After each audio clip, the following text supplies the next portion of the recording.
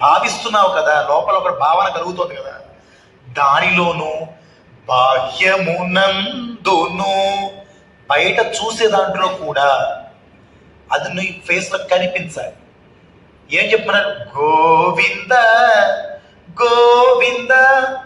When you are saying Govinda, నీ మనసులో ఆ గోవింద నామం పలకాలి. ఊరికే ఏదో నోటితో అంతం కాదు గోవింద అంటే. అని ఏ జీవి, ఏ పక్షి, ఏ జంతువు అనగలుగుతుందా గోవింద అని? మనమే అనగలుగుతున్నాం. ఎంత భాగ్యం అది, స్వామిని మనం అనగలుగుతున్నాం.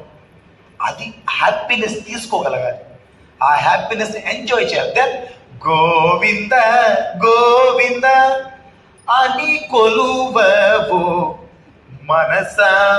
ఆ మనసుకు చెప్పాలి, మనస అనాలి. నువ్వు స్టెప్ అక్కడ తాళం ప్రకారమే చేస్తావు, ఇట్స్ గుడ్.